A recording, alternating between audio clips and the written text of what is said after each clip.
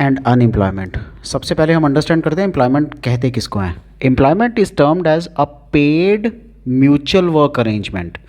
पैसे दे के आपस में काम करना, एक ऐसा arrangement between a recruiter and an employee, जो बंदा दूसरे को रिक्रूट करता है और जो एम्प्लॉय एज अ काम करता है।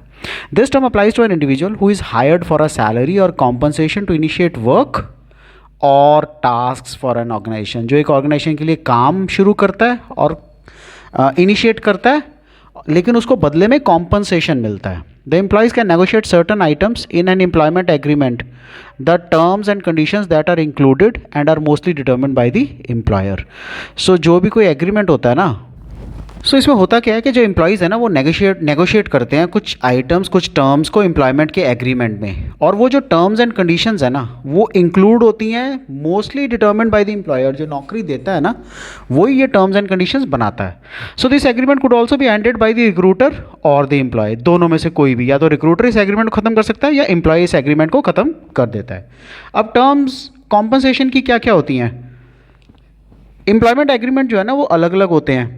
दे involve different time commitments and compensation plans. हर एक का अलग अलग कमिटमेंट है टाइम की, अलग अलग कॉम्पनसेशन प्लान्स होते हैं।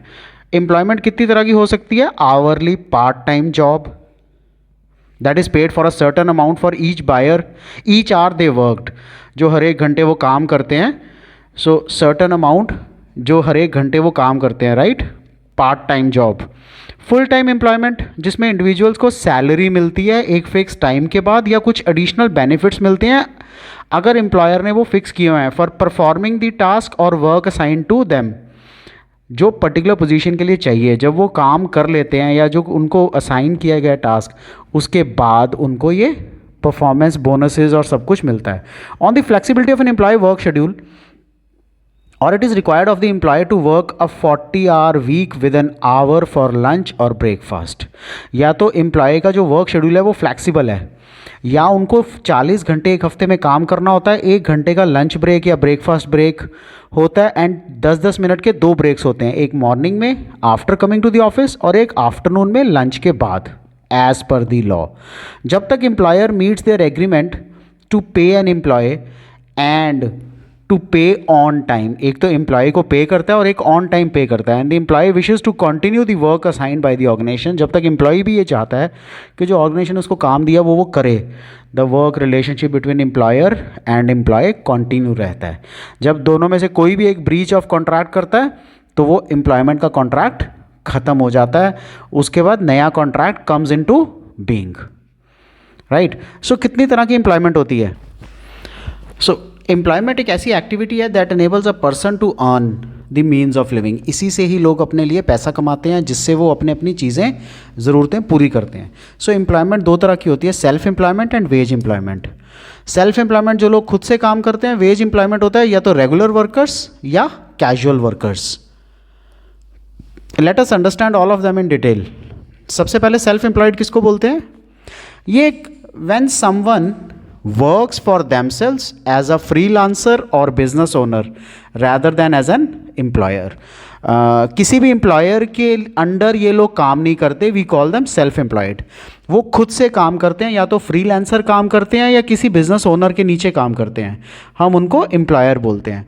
Self employed individuals are responsible for the success और फेलियर ऑफ देयर बिजनेसेस। जितने भी सेल्फ एम्प्लॉयड हैं वो जिम्मेवार होते हैं खुद की सक्सेस के लिए या फेलियर ऑफ देयर बिजनेस, अगर कुछ भी होता है उनके बिजनेस में तो।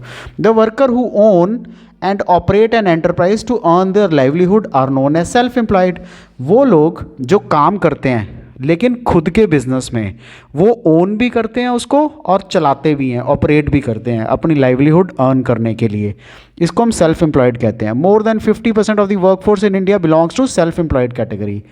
हमारे इंडिया में 50% से ज़्यादा लोग अपना खुद से काम करते हैं, that is they own and they operate their own enterprises. जैसे शॉपकीपर्स, ट्रेडर्स, बिजनेसमैन, ये सब सेल्फ एम्प्लॉयड होते हैं। कुछ करेक्टरिस्टिक्स हैं सेल्फ एम्प्लॉयमेंट की।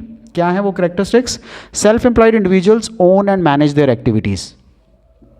जितने भी सेल्फ एम्प्लॉयड लोग हैं वो खुद से अपनी एक्टिविटीज़ को ओन एंड मैनेज करते हैं, though they may have help from others, हालांकि वो दूसरों की हेल्प लेते हैं।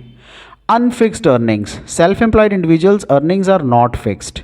जितने भी सेल्फ एम्प्लॉयड हैं उनकी इंडिविजुअल्स की अर्निंग्स फिक्स्ड नहीं है, they depend on their income from producing और सेलिंग गुड्स और प्रोवाइडिंग सर्विसेज।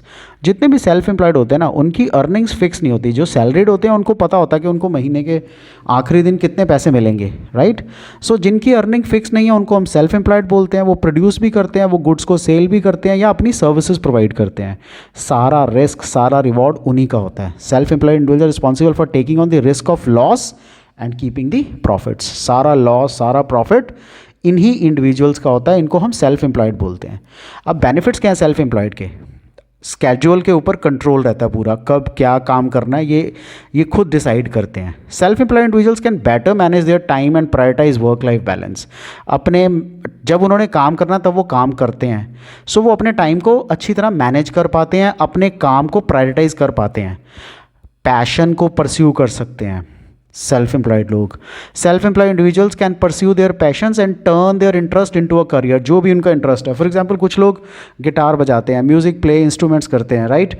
ये सब लोग अपने अपने काम को अपना करियर भी बना सकते हैं। पोटेंशियल फॉर हायर अर्निंग्स, अगर वो चाहें एक्स्ट्रा एफर्ट्स करें तो हायर अर्निंग्स उनके लिए पॉसिबल है। Self employed individuals can set their own rates, किससे कितना चार्ज करेंगे वो नेगोशिएट भी कर सकते हैं, better terms, and directly benefit from the profits generated by their business और सर्विसेज। जो भी उनके बिजनेस से, उनकी सर्विसेज से जो भी प्रॉफिट जनरेट होगा, राइट। सेल्फ एम्प्लॉयड इंडिविजुअल जो है ना वो अपना खुद का रेट सेट कर सकते हैं, नेगोशिएट कर सकते हैं इन सारी टर्म्स के साथ। सेकेंड कैटेगरी थी हमारी वेज और हायर्ड एम्प्लॉइज। सो वेज एम्प्लॉयमेंट एक पेड जॉब कैटेगरी का पार्ट है, जहाँ पे एम्प्लॉय एग्री करता है वर्क करने के लिए फॉर एन एम्प्लॉयर किसी एक कॉन्ट्रैक्ट के अंडर, राइट। वो कॉन्ट्रैक्ट ऑफ एम्प्लॉयमेंट होता है।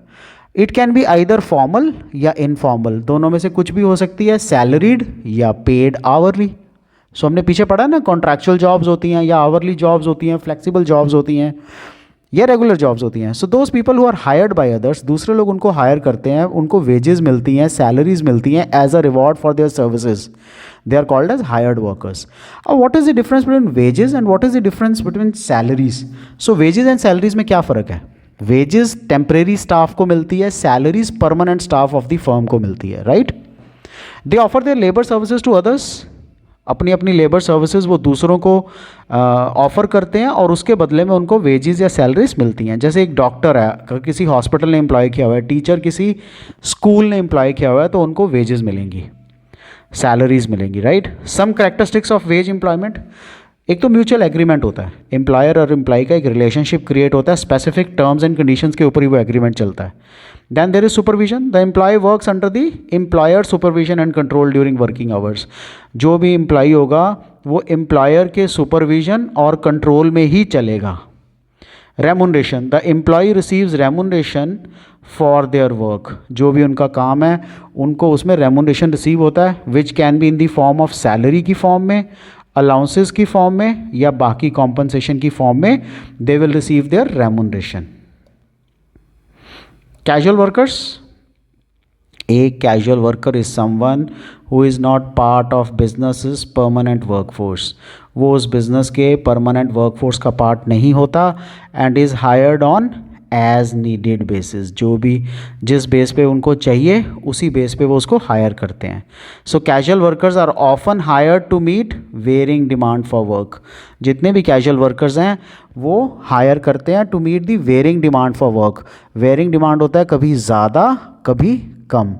सो वर्क के वेरिंग डिमांड को पूरा करने के लिए इन वर्कर्स को कैजुअली हायर किया जाता है, and their employment is flexible होती है या इरेगुलर होती है, विच मीन्स जब ज़रूरत होगी तब बुला लिया जाएगा, जब ज़रूरत नहीं होगी तो they will be asked to go. So those people who are not hired by their employers on regular या permanent basis and do not get social security benefits, उनको नहीं मिलते, उनको हम कैजुअल वर्कर्स कहते हैं, राइट।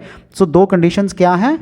नॉट रेगुलर बेसिस उनको job मिलती है, नॉट रेगुलर कभी मिल गई कभी नहीं मिल गई, and no social security, right. ये दो कैटेगरीज हैं जिसके बेस पे हम कैजुअल वर्कर्स या परमानेंट वर्कर्स को डिफ्रेंशिएट करते हैं। So casual workers are not hired on permanent basis, it means they do not have regular income, नहीं होती उनके पास, प्रोटेक्शन और रेगुलेशन फ्रॉम द गवर्नमेंट नहीं होता, कोई जॉब सिक्योरिटी नहीं होती, कोई सोशल बेनिफिट्स अवेलेबल नहीं है उनको। They account for 32.8% of the India का वर्कफोर्स यही है। So labour working in construction sites, brick making industries, जितने भी कंस्ट्रक्शन साइट्स पे या ब्रिक मेकिंग इंडस्ट्रीज में काम करते हैं वो सब कैजुअल वर्कर्स का ही पार्ट होते हैं। सो कुछ करेक्टरिस्टिक्स हैं कैजुअल वर्कर्स की, वो क्या हैं? कोई फिक्स्ड आवर्स नहीं होते इनके, no guarantee of work, limited statutory rights, no social security benefits, and casual workers are hired in industries such as retail या कंस्ट्रक्शन इंडस्ट्री में हम इनको हायर करते हैं। They can be engage for a variety of type of contracts, 0 hour contracts, short hour contracts, guaranteed minimum hour contracts, self-employed, freelance contracts, contractor sub contractor agreements and short term fix contracts के लिए हम इनको hire करते हैं। So no fixed hours, casual workers की कोई भी fixed या minimum number of working hours नहीं होते। They must work each week, हमेशा उनको काम करना पड़ता है तभी उनको सैलरी मिलती है। नो गारंटी ऑफ वर्क, सो इनको कोई भी काम करने की गारंटी नहीं है कि इनको मिलेगा ही मिलेगा, कभी इनको एक दिन दूसरे दिन मिलता है, कभी नहीं मिलता। लिमिटेड स्टैट्यूटरी राइट्स, तो कैजुअल वर्कर जितने भी हैं ना उनके स्टैट्यूटरी राइट्स लिमिटेड होते हैं, कोई एम्प्लॉयमेंट रिलेशनशिप इनका एग्जिस्ट ही नहीं करता। Casual workers do not enjoy social security benefits, provident fund, gratuity, ये सब इनके एग्जिस्ट नहीं करते, इनको कोई सोशल सिक्योरिटी बेनिफिट नहीं मिलता बिकॉज ये रेगुलर ही नहीं है एम्प्लॉयज़, राइट। सो उन इंडस्ट्रीज़ में हम इनको एम्प्लॉय करते हैं जो रिटेल या कंस्ट्रक्शन के काम करती हैं। Okay, so variety of types of other contracts इनके इन्वॉल्व होते हैं। सो इनके जो टाइप ऑफ कॉन्ट्रैक्ट्स हैं ना वो ये हैं: 0 hour contracts, short hour contracts, guaranteed minimum hour contracts, self employed, freelance contracts, contractor sub contract agreements, short term fix contract, single assignment type contract. So 0 hours मतलब जब काम मिलेगा तभी इनको बुलाया जाएगा और तभी इनको सैलरी मिलेगी। शॉर्ट आवर मतलब ये दिन में 8 घंटे की बजाय सिर्फ 1 ही घंटा काम करेंगे, राइट। सेल्फ एम्प्लॉयड खुद से काम करना, फ्रीलांस कॉन्ट्रैक्ट खुद से काम करना, कॉन्ट्रैक्टर के अंडर काम करते हैं, सब कॉन्ट्रैक्टर के साथ ये लोग काम करते हैं, शॉर्ट टर्म कॉन्ट्रैक्ट्स इनके अवेलेबल होते हैं। सो इनको हम कैजुअल वर्कर्स बोलते हैं। That's it for this video. आपको इसमें कोई भी डाउट हो, do let me know, I will clear all your doubts. Take care, good bye.